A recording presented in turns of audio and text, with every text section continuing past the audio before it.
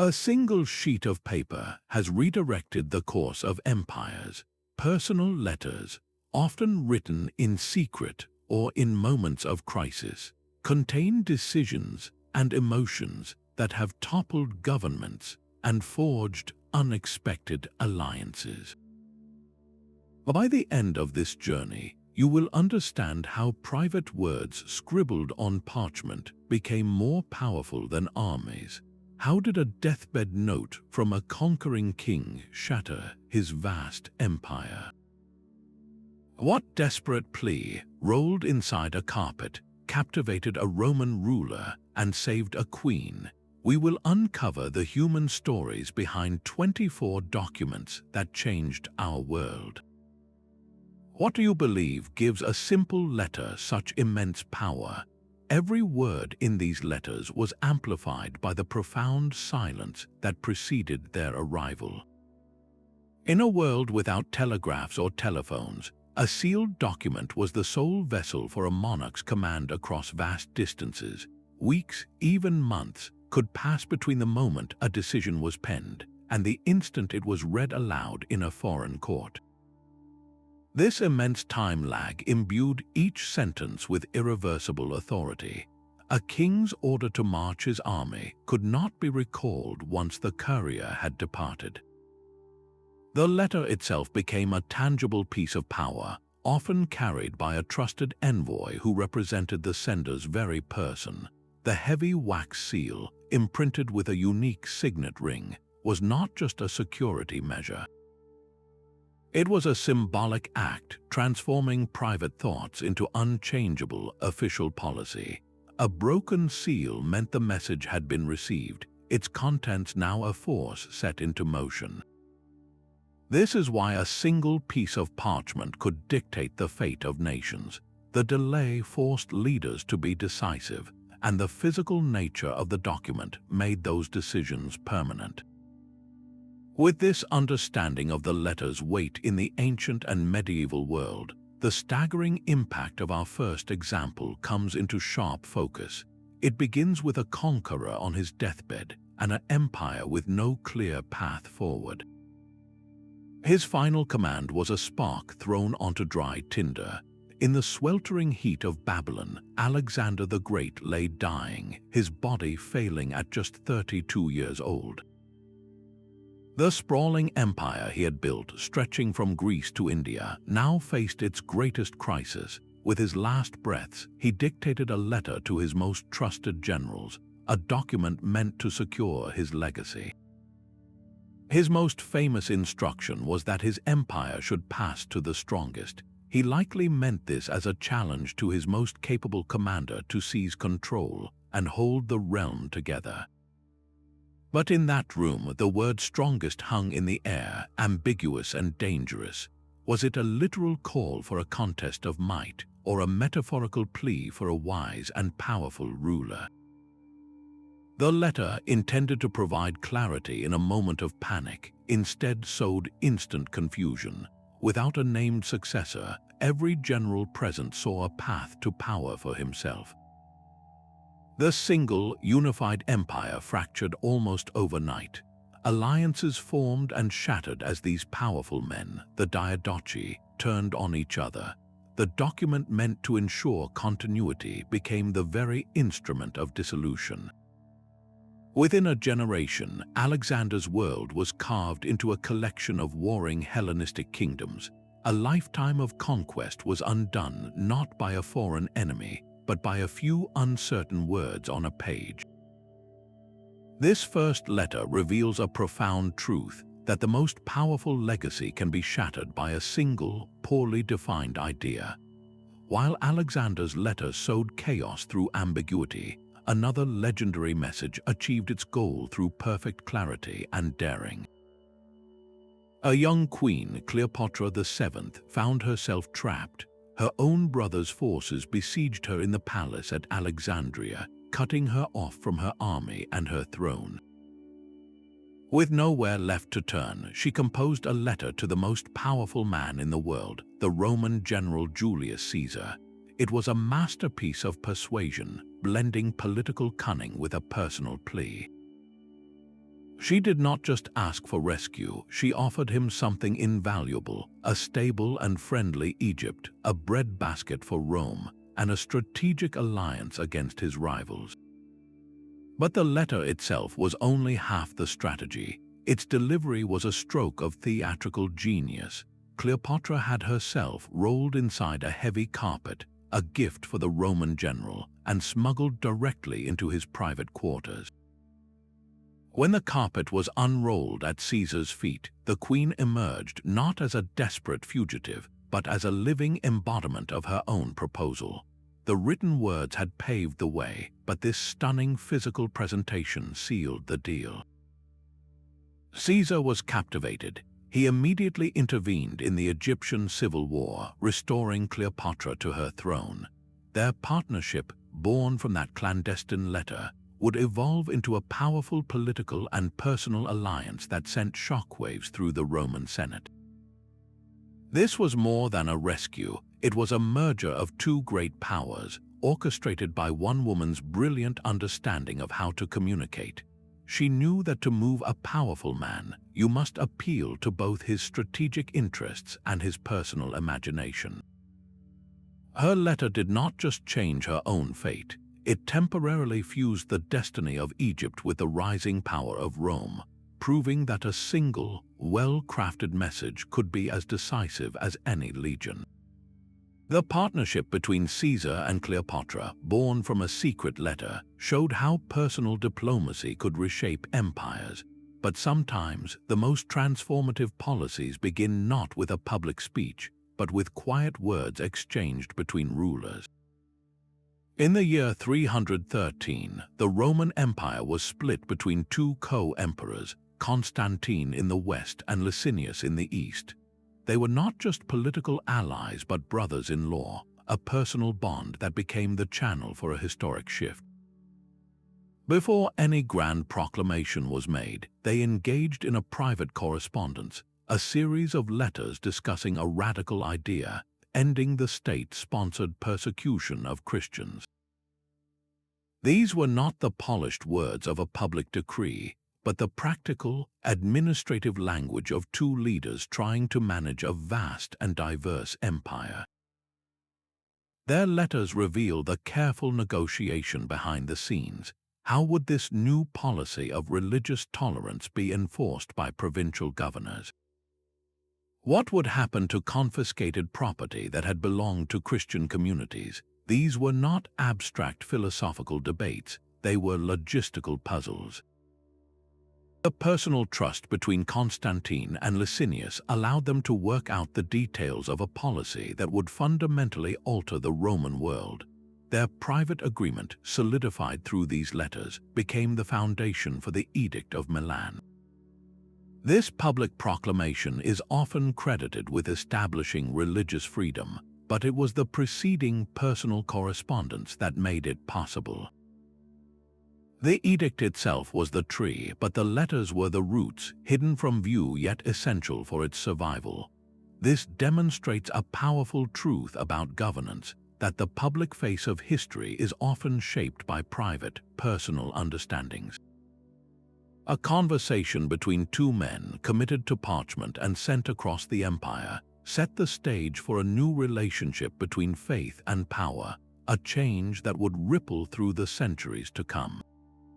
An empire forged in the name of faith now reached out to a rival faith for a shared purpose. Charlemagne, newly crowned emperor of the West, sat in his capital at Aquitaine, his domain surrounded by potential adversaries. To his south, the Umayyad Emirate in Spain posed a constant threat. Between them lay the Byzantine Empire, a Christian rival that viewed Charlemagne's imperial title as an act of breathtaking arrogance. In this precarious position, Charlemagne made a move of pure strategic genius. He dictated a personal letter not to a fellow Christian ruler, but to one of the most powerful men on earth, the Abbasid Caliph Harun al-Rashid in far-off Baghdad. The letter itself was a masterpiece of diplomatic language. Charlemagne addressed the Caliph with profound respect, acknowledging the sophistication and power of the Islamic world. He proposed a grand alliance, a pact between two great empires against their common enemies. For Charlemagne, this meant pressuring the Umayyads in Spain and countering the influence of the Byzantines. For Harun al-Rashid, a friend in the West was a valuable counterweight to his own rivals in the East. The caliph's reply was extraordinarily positive. Thus began a remarkable correspondence that would last for years, establishing formal diplomatic relations between Western Christendom and the Abbasid Caliphate. This was more than a simple exchange of pleasantries.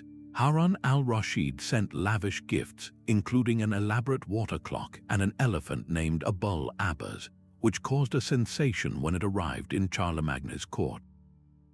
These letters proved that personal communication could leap over vast geographical and profound religious divides. They built a bridge of mutual interest where none seemed to exist, creating an alliance that stabilized the political landscape for a generation. In an age often defined by religious conflict, this exchange stands as a powerful testament to the ability of words to find common ground. It reminds us that the most enduring diplomacy often begins not with a public treaty, but with a private, respectful letter between two leaders willing to look beyond the map of their own beliefs. Even from a tower, a queen's words could shake a kingdom. For 16 years, Eleanor of Aquitaine was held captive by her own husband, King Henry II of England. Her prison was a series of fortified castles, but her mind remained free, scheming and planning. Her weapon was not a sword, but a pen. Through bribed guards and loyal servants, she orchestrated a secret correspondence with her sons, Richard and Geoffrey. Her letters were masterpieces of dual purpose, weaving a mother's affection with a sovereign's cold political strategy. She reminded her boys of their royal birthrights, lands and titles their father was withholding from them. She did not merely suggest rebellion, she instructed them on how to wage it, detailing which barons to court and which castles to target. Her words, smuggled out line by line, were the invisible threads that pulled her sons into a unified front against their father. The Great Revolt of 1173 was not just a son's rebellion against a king. It was a war orchestrated by a queen from her prison cell. The conflict tore the Angevin Empire apart for over a year, draining Henry's treasury and fracturing his authority.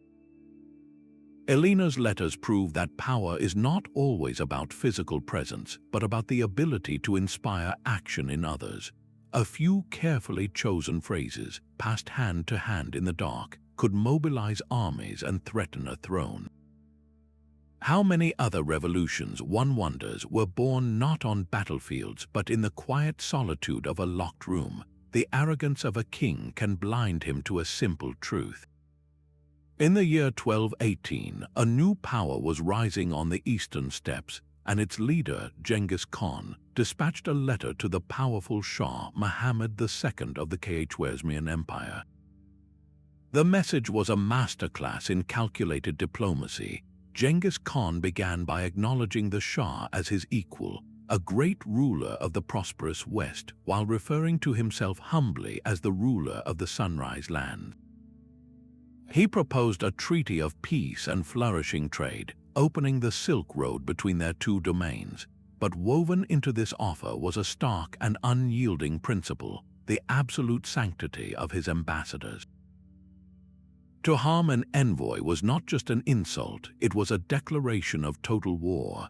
The letter made the stakes terrifyingly clear: peace and immense profit on one hand, or, if his messengers were touched, utter annihilation on the other.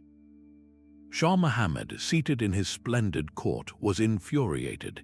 He saw the letter not as a diplomatic opening, but as an impertinence from a barbarian chieftain. His pride could not accept this tone from a man he considered his inferior. When a subsequent Mongol trade caravan arrived, his governor accused them of espionage and had them executed.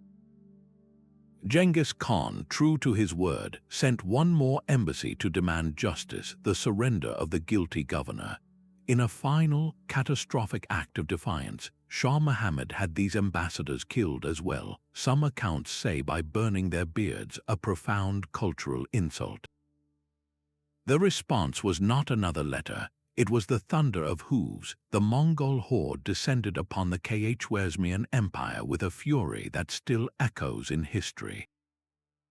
Cities were erased from the map, populations were scattered, and the empire of Shah Muhammad was utterly destroyed. This was more than a military conquest. It was the direct and terrifying consequence of a diplomatic communication that was arrogantly ignored. The exchange underscores a brutal lesson for empires that the refusal to listen, the dismissal of a carefully worded warning, can unleash forces far more destructive than any army. A ruler's pride, when it deafens him to the words of another, can become the very instrument of his ruin. He could not have known his words would become a new map for the world. Marco Polo, the Venetian merchant, spent 17 years in the service of Kublai Khan, and when he finally returned to Europe, he brought back more than silks and spices. He brought stories, meticulously recorded in a series of letters and manuscripts that circulated like wildfire through the courts of medieval Europe. These were not dry official reports, but vivid, personal accounts of a civilization that seemed almost mythical in its advancement. He described cities of staggering size, with populations in the millions, and a capital, Konbalik, that made even the greatest European capitals seem like provincial towns. He wrote of black stones that burned with fire, which we now know as coal, and of a strange, efficient fabric made from the rocks of mountains, which was asbestos. But his most revolutionary observations were about the systems that made this empire function. He described in awe the use of paper money, a concept so alien to Europeans who dealt only in heavy coin. He detailed a complex courier network, the YAM system, that allowed messages to race across the empire with a speed that was unimaginable in the West. These letters did more than just inform, they fundamentally shattered the European worldview. The East was not a land of savages or monsters, as many legends claimed, but a place of profound order, technological marvel, and immense wealth. His personal, eyewitness tone gave his accounts a credibility that pure fantasy lacked. You could almost smell the spices in the markets and hear the bustle of the grand canals through his words. This correspondence, passed from hand to hand in royal chambers, planted a seed of ambition. It created a tangible desire to reach that wealth, to bypass the intermediaries and establish direct contact. Decades later, men like Christopher Columbus would study these very accounts, their minds fired with the possibility of finding a new route to the splendors Marco Polo described. So while he was just one man writing down what he saw, his personal letters became a catalyst, shifting an entire continent's gaze from inward to outward, and setting the stage for an age of exploration that would permanently connect the globe. Her voice rose from the fields of Domremy to the gates of a besieged city. Joan of Arc was just 17, an illiterate peasant girl who claimed to hear the voices of saints, yet she understood the power of the written word. She dictated a letter to the English commanders holding the city of Orleans. Its opening was not a humble plea, but a stark command. "Body for body, you will be driven out of France," she wrote, naming herself simply as the Maid. She declared her divine mission to crown Charles VII the true king, and demanded the English surrender the keys to every town they had seized. The sheer audacity of this message, sent from a young woman of no standing to seasoned military leaders, was a psychological masterstroke. To the English, it was an insult, a bizarre provocation from a fanatic. But to the beleaguered French soldiers and citizens, it was a lightning bolt of hope. Joan's words, read aloud in their camps, transformed their despair into a fierce, collective belief. Her letter did more than just threaten. It created a new reality where a peasant girl could command the attention of kings and generals.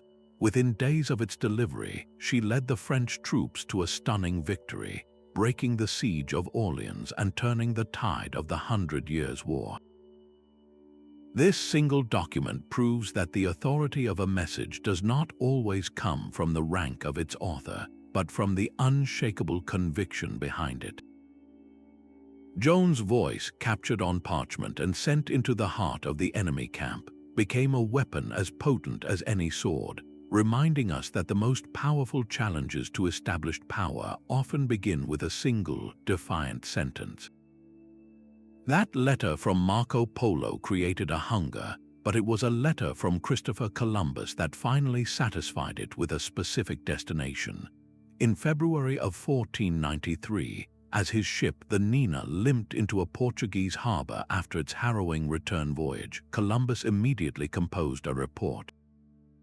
He addressed it to Louis de Santangel, the royal official who had helped secure his funding. This was not a dry, bureaucratic ledger of his journey. It was a sales pitch, a dazzling narrative designed to secure his own fame and guarantee a second, larger expedition. He described the islands he had claimed for Spain with lush, exaggerated prose. He wrote of mountains that seemed to touch the sky, of harbors wide enough to hold all the ships of Christendom, and of trees that never lost their leaves. But his most potent claims were about wealth and people. He insisted the land was overflowing with gold, telling Santangel he had found many rivers that held the metal in their sands. He wrote of a vast abundance of spices and cotton, and crucially, he described the native Taino people as being without weapons, timid, and most importantly, as he put it, fit to be ordered about and made to work. This last detail was not a casual observation. It was the foundation for an entire colonial economy.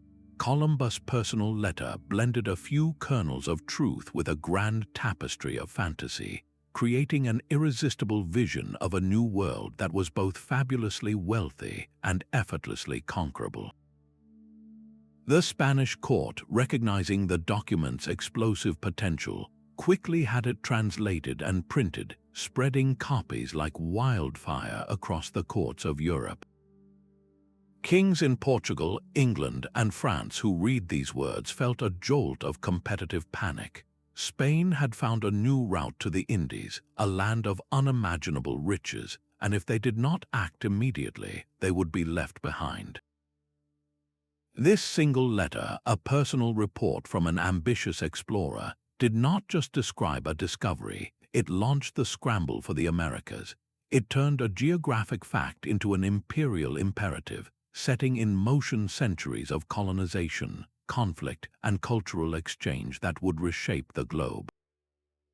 Columbus proved that a well-circulated letter could act as a starting pistol, firing the ambitions of nations and altering the destiny of continents. The ink was still drying on Suleiman the Magnificent's conquest of Hungary when his gaze turned westward toward a familiar enemy. In his lavish court in Constantinople, the most powerful sultan in Ottoman history dictated a letter to an unlikely recipient, King Francis I of France. Both rulers found themselves encircled by the same dominant force, the Habsburg dynasty. The Holy Roman Emperor Charles V was Suleiman's rival in the east and Francis's captor in the west, having recently defeated and imprisoned the French king in battle. Suleiman's letter, written in elegant, flowing Turkish and carefully translated into the diplomatic Latin of European statecraft, was a masterpiece of realpolitik. He addressed Francis not as an infidel but as a fellow sovereign proposing a coordinated military alliance. The offer was simple and devastatingly effective. If the French forces pushed from the west, his Ottoman armies would strike from the east, squeezing their common Habsburg foe in a vice. For Francis, recently freed and desperate for any advantage, this was a strategic lifeline. For Suleiman, it was a chance to fracture Christendom by making a permanent ally at its very heart. The personal promise sealed in that correspondence blossomed into the formal Franco-Ottoman Alliance, a partnership that would endure for decades and permanently alter the balance of power in Europe. This was not a fleeting pact of convenience, but a calculated, long-term strategy documented and reaffirmed through a continuous secret correspondence. The alliance allowed the French Navy to winter in Ottoman ports and gave Suleiman a diplomatic foothold deep within European affairs. In an age defined by the Crusades and religious war, this exchange proved that parchment could build bridges where stone walls of faith had once stood. It demonstrated that the cold calculus of national interest, when committed to paper, could overcome centuries of doctrinal division, creating a new map of alliances drawn not by faith, but by shared enemies and strategic necessity. Her words were a shield for a nation bracing for impact. As the Spanish Armada sailed toward England in 1588, Queen Elizabeth I faced an unprecedented crisis. The threat was not just military, it was psychological, a test of her nation's will to resist a seemingly invincible foe. Instead of remaining in the safety of London, she traveled to Tilbury to address her assembled army. But her most powerful weapon was not her presence on that field. It was the speech she personally drafted, a document that was immediately copied and circulated as a letter to every corner of her anxious realm. In it, she masterfully blended the personal and the political. She declared she knew she had the body of a weak and feeble woman, but she immediately countered it with her most famous line, that she had the heart and stomach of a king, and of a king of England too. This was not just a boast, it was a brilliant piece of political theater on paper. She transformed her greatest perceived weakness, her gender, into a symbol of defiant strength. She pledged to live and die amongst her people in the midst of the battle, sharing their danger and their fate. When these words were read aloud in towns and villages, they did more than inform, they transformed. The letter created a shared identity, a collective spirit of resistance that turned fear into resolve. It was no longer just the Queen's war, it was England's war. The document defined Elizabeth forever as the warrior queen, an image that would bolster her authority for the rest of her long reign. This was the ultimate power of royal correspondence. It could project a leader's voice far beyond the range of a single speech, turning a personal declaration into the very bedrock of a national identity, proving that the right words, distributed at the right moment, could fortify a country as surely as any castle wall. He was a scientist trying to build a bridge across a widening chasm. Galileo Galilei, celebrated across Italy for his celestial discoveries, found himself in a perilous position by 1615. His telescopes had revealed moons orbiting Jupiter and phases of Venus, evidence that seemed to confirm the Copernican model of a sun-centered universe. Yet this new truth clashed directly with the established Earth-centered worldview endorsed by the Church. Facing rising accusations of heresy, Galileo did not write a public manifesto.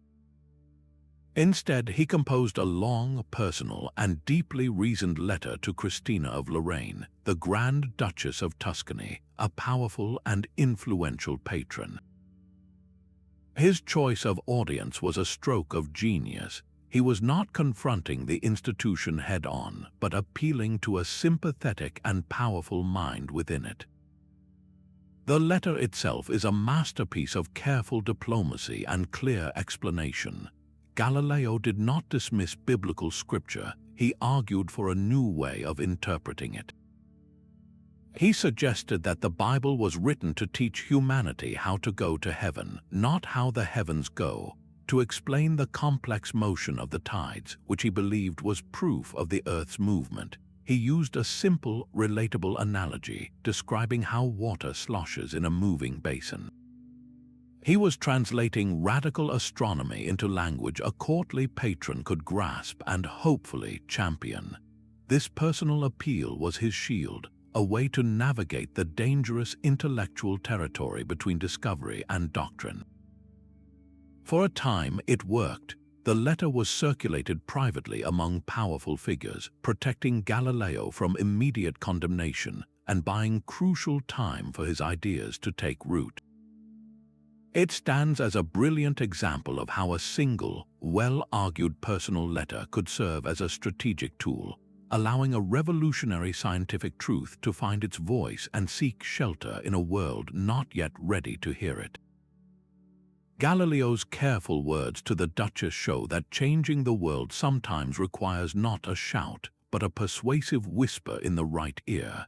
A brother's pen could be as lethal as any assassin's blade. In the sweltering summer of 1658, the Mughal Empire was tearing itself apart. Emperor Shah Jahan had fallen gravely ill, and his 4 sons began a brutal war of succession. The eldest, Dara Shikoh, was the favored heir, a scholar and mystic who sought common ground between Islam and Hinduism. His younger brother, Prince Aurangzeb, was his opposite in every way, a stern and orthodox military commander.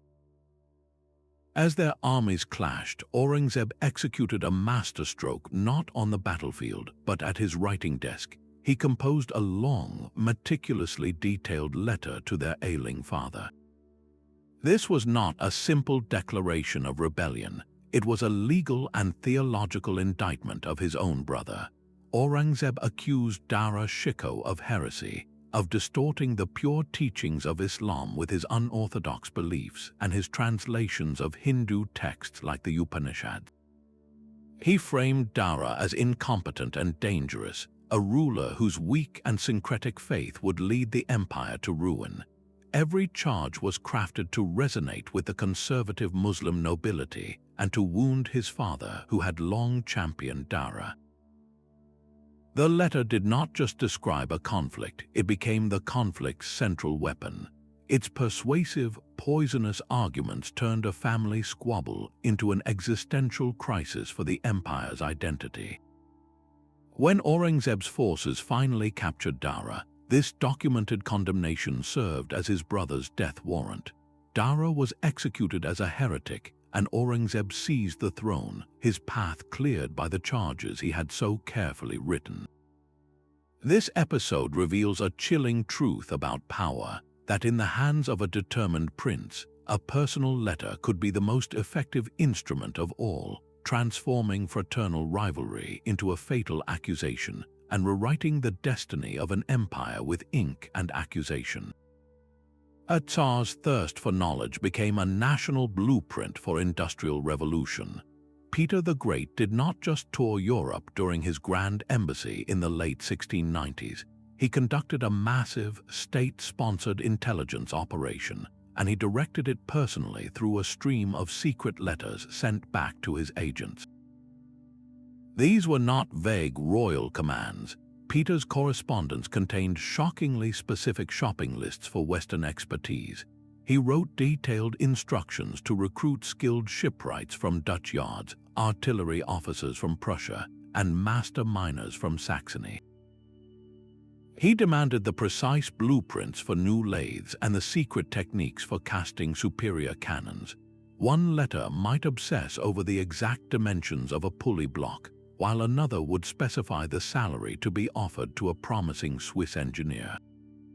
This was industrial espionage orchestrated from the very top, with the Tsar himself acting as the chief of intelligence. His personal involvement gave the mission an urgency and a focus that no minister could have mustered. These letters, penned in his own hand, reveal a mind that understood a profound truth, that a nation's power was no longer measured just by the size of its army, but by the sophistication of its workshops and the skill of its engineers.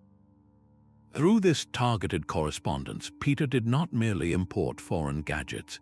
He orchestrated the transfer of an entire ecosystem of knowledge, transplanting the industrial soul of Western Europe into the heart of his own emerging empire. His personal directives, committed to paper and carried by trusted couriers, became the invisible scaffolding upon which modern Russia was built. She began with a simple, radical premise. What if a nation's laws were not rooted in divine right or ancient tradition, but in rational principles accessible to all? Empress Catherine II of Russia, a German princess who had seized the throne, answered this question not with a quiet decree, but with a monumental personal project. She spent 2 years writing her nakaz, or instruction, a sprawling document of over 500 articles intended to guide the creation of a new legal code. While it was formally a state paper, its true power was unlocked when she began sending personal copies to the leading thinkers of Europe, from Voltaire in France to the philosopher Diderot. This was not a dry government report, it was a letter from one intellect to another, a sharing of philosophical exploration. In its pages, she argued passionately for the separation of powers, the prevention of torture, and the principle that all citizens should be equal before the law. These ideas, flowing from the pen of an absolute monarch, created a sensation. Her personal correspondence with Voltaire, in which they debated these concepts, turned abstract Enlightenment theory into a practical blueprint for governance. A ruler was not just imposing order, she was thinking aloud, inviting the brightest minds of the age to scrutinize her work. This personal engagement gave the nakaz a credibility and influence that a simple edict never could. Translated into multiple languages, its ideas traveled far beyond Russian borders. They were read by the Austrian Emperor Joseph II, who implemented his own reforms, and studied by the founding fathers in North America, who saw in Catherine's arguments a validation of their own revolutionary ideals. Her nakaz demonstrates that the most profound political changes can begin not with a public speech, but with a private letter shared among friends, proving that a ruler's intellectual curiosity, committed to paper, could become a powerful current in the global flow of ideas. His retirement was meant to be a quiet return to his farm, but he understood his final words would echo for generations. After 2 terms as president, George Washington was determined to step down, a move as revolutionary as his military victories. He chose not to deliver a speech, but to compose a letter, a personal farewell address to the American people that was first circulated among newspapers in September of 1796. This was not a list of his accomplishments, but a profound warning, born from the brutal experience of commanding a revolutionary army and forging a new government. He wrote with the tone of a weary father, cautioning his political children against the dangers he saw gathering on the horizon. His most urgent counsel was a plea against the spirit of party, what we now call partisanship. He had watched with alarm as his own cabinet split into rival factions, and he foresaw with chilling clarity how political parties could become potent engines of ambition, distracting the government from its duties and making the public administration the mirror of the ill-concerted and incongruous projects of faction. He warned that the alternate domination of one faction over another would itself become a frightful despotism. Alongside this domestic danger, he offered a guiding principle for foreign affairs, steering the young nation away from permanent alliances with any portion of the foreign world. He argued for temporary alliances for extraordinary emergencies, but insisted on building America's own strength to dictate its own peace. This personal correspondence, read aloud in taverns and printed in pamphlets, did more than announce a retirement. It embedded a set of core principles directly into the nation's character. Washington's words became a kind of unofficial scripture for American democracy, a personal letter from a founder that established the very tradition of a peaceful transfer of power and a cautious, independent foreign policy. It proved that a leader's most enduring legacy can be the wisdom shared on their way out the door, a final, personal counsel that would guide the nation long after the writer was gone. He surrendered his throne with the flourish of a man offering a final gift. After the devastating defeat at Leipzig and the subsequent invasion of France by a coalition of European powers, Napoleon Bonaparte was cornered. In the Palace of Fontainebleau in April 1814, he personally drafted a letter of abdication. This was not a simple admission of failure. His words were a masterpiece of political theater, a careful performance meant to transform military collapse into a noble exit. He declared he was renouncing the throne of France for himself and his children, but he framed this immense personal loss as the ultimate patriotic act. He stated he was ready to offer his life as a sacrifice to the hatred of the enemies of France, presenting himself not as a defeated general, but as a martyr willing to die for the peace of the nation he had led to glory.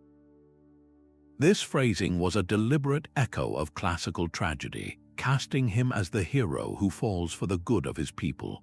The letter was immediately copied and dispatched to the capitals of the victorious Allies, from London to Vienna to St. Petersburg. Its circulation did more than announce a change of government. It formally ended over a decade of nearly continuous warfare that had convulsed the continent. By personally authoring this document, Napoleon gave the coalition what they needed, a clear and public capitulation, but he did so on his own terms, wrapping his surrender in the language of sacrifice. This personal correspondence structured the entire peace settlement, the Treaty of Fontainebleau, which granted him a sovereign title and exile to the island of Elba. For a brief moment, his pen had managed to salvage a shred of dignity from total ruin, proving that even in absolute defeat, the way a leader frames his own downfall can shape the terms of the peace that follows. How many other military catastrophes have been softened by a well-written letter, turning a conqueror's collapse into a carefully staged departure? From a small room in Kingston, a single letter reframed an entire continent's struggle for freedom. Simón Bolívar, exiled and watching his revolutionary efforts in Venezuela crumble, received a note from a curious Jamaican merchant named Henry Cullen. The query was simple, asking after the fate of South America's wars for independence. Bolívar's response, written over many days in September 1815, became one of history's most profound political documents, the Jamaica Letter. This was far more than a polite reply. It was a sweeping manifesto, a cry of defiance tempered by brilliant analysis. He diagnosed the brutal legacy of Spanish colonialism with the precision of a surgeon, explaining how centuries of oppression had left his people unprepared for self-rule. Yet he countered this grim reality with an unshakable prophecy that the colonies would indeed be free. His vision was breathtakingly specific. He imagined a future where the newly independent nations would be united in a grand league, a confederation that could stand as an equal to the great powers of Europe. He detailed potential constitutions, debated the merits of federal versus centralized governments, and even predicted that a single, powerful nation would eventually emerge to lead the hemisphere, a role he foresaw for Mexico. The letter's power lay in its personal, almost conversational tone, transforming abstract political theory into an urgent, practical blueprint. Smuggled out of Jamaica and copied endlessly, the document traveled through secret networks to revolutionary cells from Buenos Aires to Caracas. For other leaders who felt their cause was lost, Bolívar's words were a lifeline, a tangible plan that restored their faith and coordinated their efforts. It proved that an exiled leader, stripped of his army and his territory, could still command a revolution from his writing desk. His pen became his sword, and his personal correspondence became the shared strategy that would eventually liberate 6 nations, demonstrating that the most potent weapon in a fight for freedom can sometimes be a well-argued, passionately written letter. The president's own hand trembled not from the weight of command, but from the gravity of a mother's grief. In the autumn of 1864, as the American Civil War entered its most brutal phase, Abraham Lincoln was presented with a devastating report. A Boston widow, Lydia Bixby, was said to have lost 5 sons fighting for the Union. The news struck Lincoln with profound force. He did not delegate the response to a secretary or issue a standard proclamation. Instead, he took up his pen and composed a personal letter of condolence, a document of such poignant empathy it would become a national touchstone. He wrote, "I feel how weak and fruitless must be any word of mine which should attempt to beguile you from the grief of a loss so overwhelming." He did not offer hollow comfort or political platitudes. He acknowledged her sacrifice as one so vast it could scarcely be comprehended, and he thanked her on behalf of the republic they had both helped to preserve. His words masterfully connected a single family's tragedy to the immense collective suffering of the nation. He framed the deaths of the Bixby boys not as a random, senseless loss, but as a meaningful offering on the altar of freedom. When this deeply personal letter was published in newspapers across the North, its impact was immediate and electric. For countless families who had also received that terrible knock at the door, Lincoln's words gave a name and a dignity to their own private sorrow. It transformed anonymous casualties into national martyrs, reminding a war-weary public that their individual pain was part of a larger, necessary struggle. This was more than a note of sympathy. It was a strategic act of emotional leadership. In the hands of a less thoughtful leader, such a tragedy might have been a statistic. But Lincoln, through his personal correspondence, made it a symbol. He demonstrated that a president's most crucial duty is not just to command armies, but to articulate the human cost of the conflict, to find the words that bind a wounded people together and give their shared sacrifice a lasting meaning.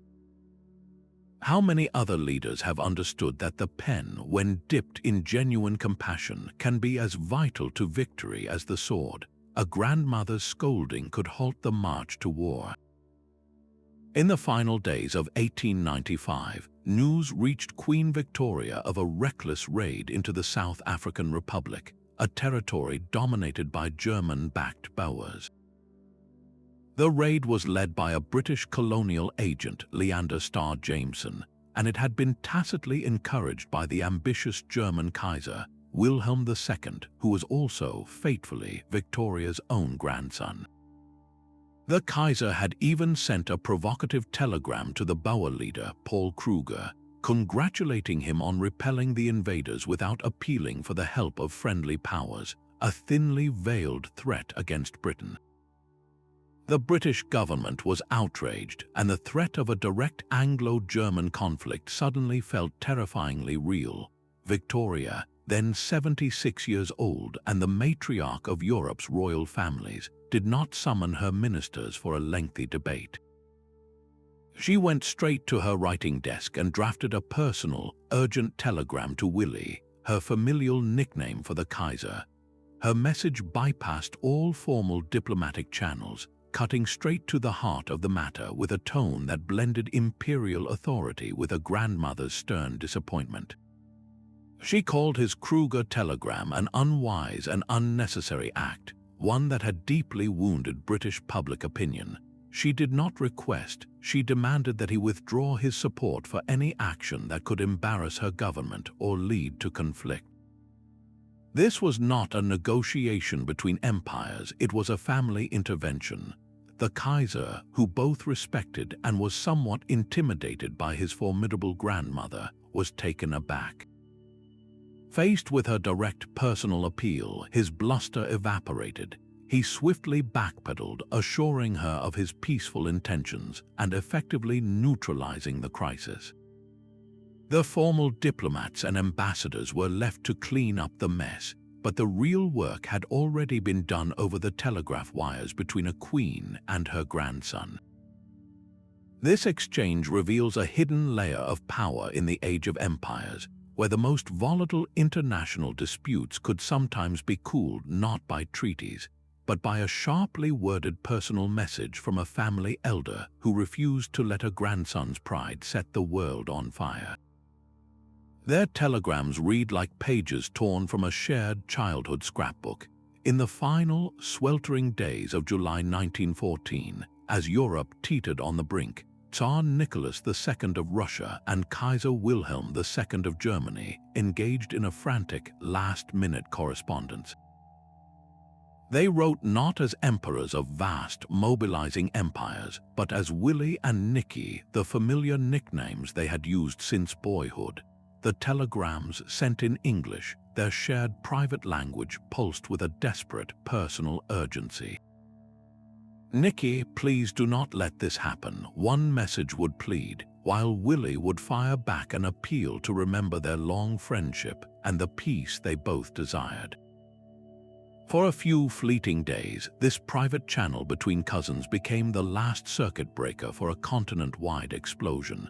Yet while their words were intimate, the reality outside their palaces was brutally mechanistic.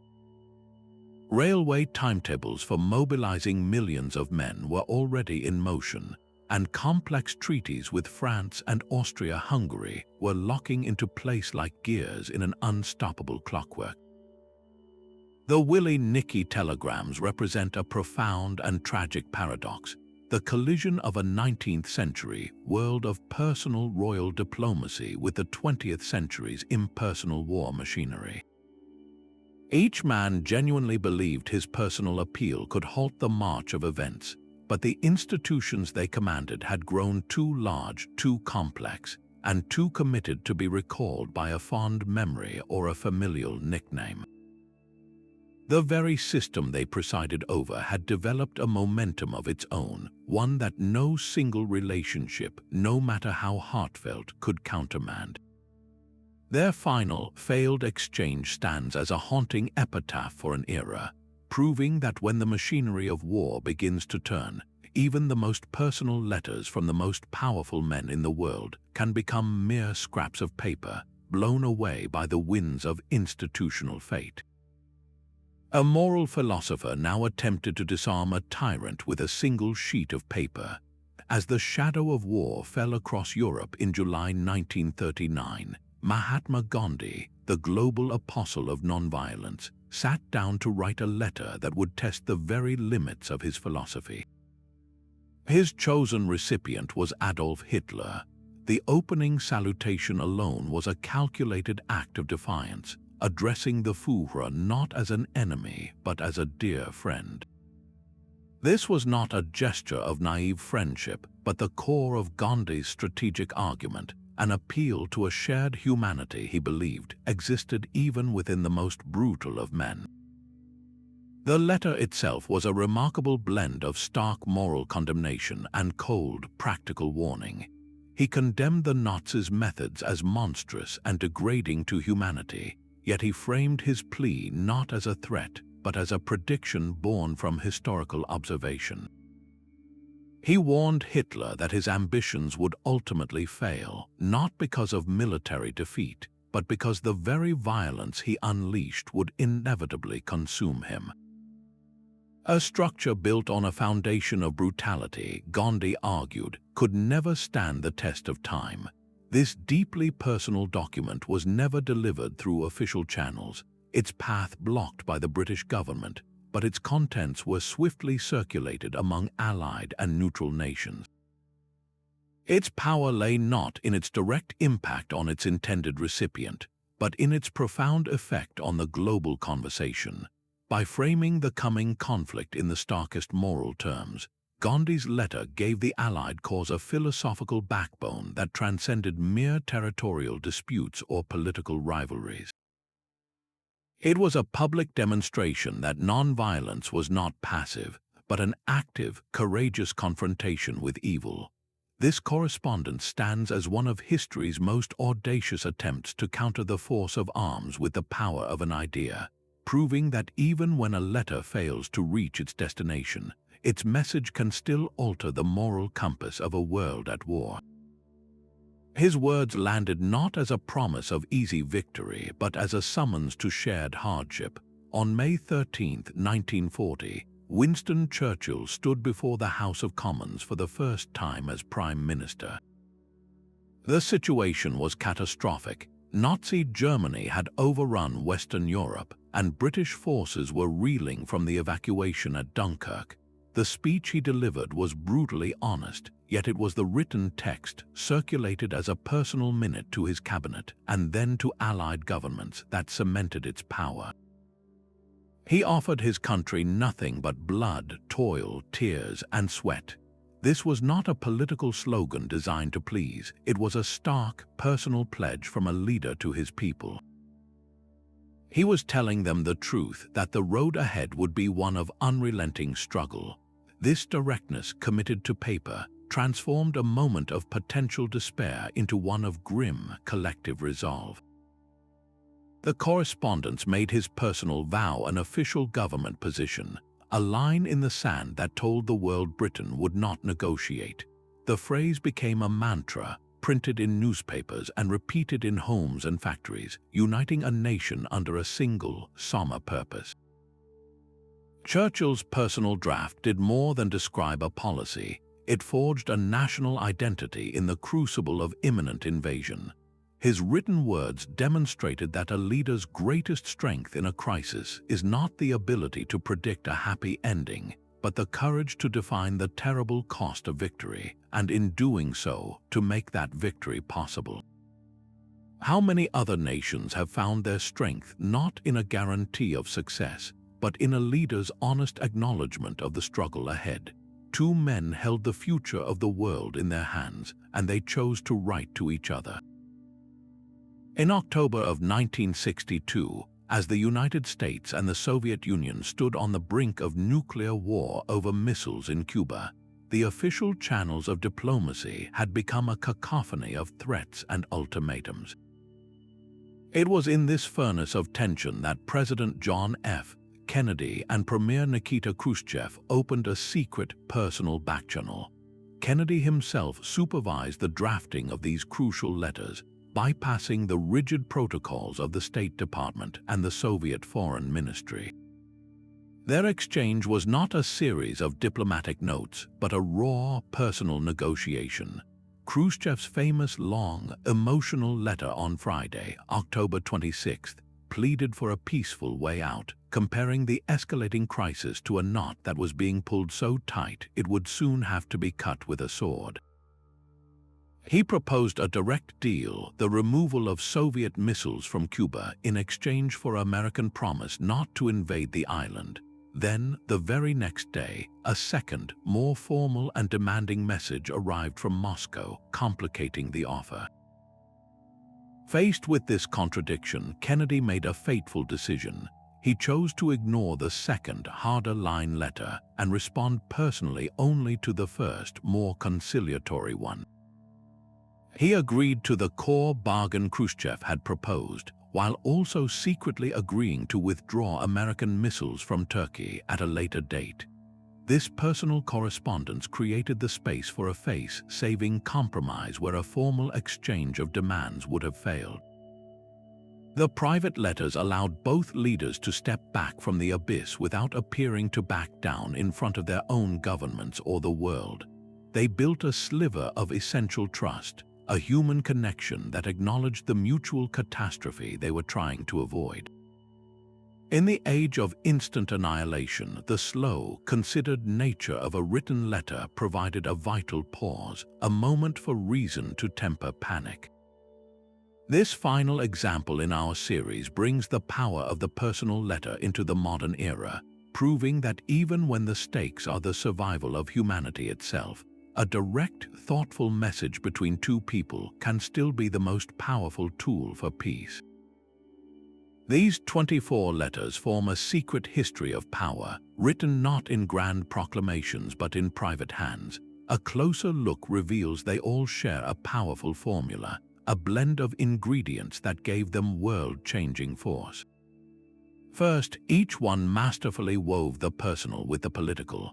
Cleopatra's plea to Caesar was not just a queen's request for troops, it was a woman's direct appeal to a man's ambition and curiosity. Abraham Lincoln's condolence letter to Lydia Bixby transformed a national tragedy into an intimate conversation about shared sacrifice. the writer never lost sight of the human being who would be holding the parchment, appealing to their ego, their fears, or their sense of honor to achieve a strategic goal. Second, timing was everything. These messages arrived at the precise moment when a decision was hanging in the balance. The Willy-Nicky telegrams landed as armies were already mobilizing, their desperate, personal tone amplified by the ticking clock of war. Churchill's blood, toil, tears, and sweat speech became a written vow just as his nation faced its darkest hour, giving a terrified population a banner to rally around.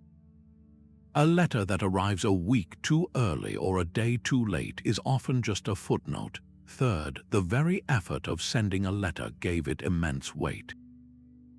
In an age before instant communication, the act of drafting a document, sealing it with wax, and entrusting it to a courier for a perilous journey was a ceremonial investment. It signaled that the contents were too important for a shouted message or a fleeting conversation. The physical letter became a tangible piece of the sender's will, a relic of their intention. Think of the profound silence that surrounded its journey, a silence that made the words inside ring with absolute authority when they were finally read aloud.